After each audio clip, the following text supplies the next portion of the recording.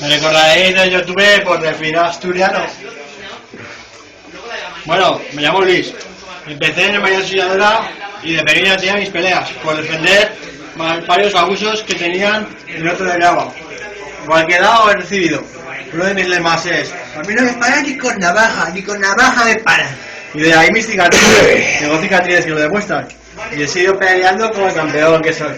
Bueno, en el colegio no lo pasé muy bien, la verdad. Después pasé a Goya. Ahí tenía hasta club de fans, pero era mejor del instituto, era un guapelasco. Tenía hasta un club de fans. Incluso mi historia de 4 años era el club de fans. Con esa chica duré 4 años y al mes me gastaba 1.200 euros al mes en droga. 1.200 euros al mes en droga. Y en viajar y tal. Mucha fiesta, era un fiestero, ya era una fiestera.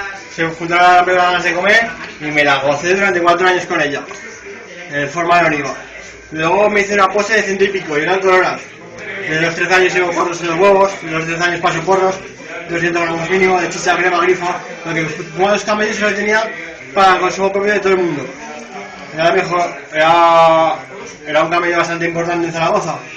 Bueno, y al principio llevaba una alfa jamaicana, os lo explicaré. Una alfa con 3 rayas atrás y pintadas de verde, amarillo y rojo. Y aquí una de anarquismo.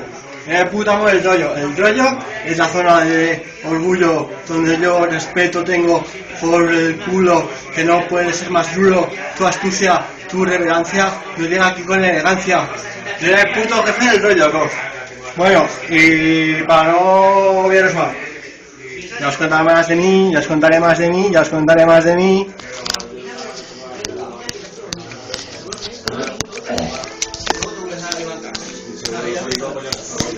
La inulina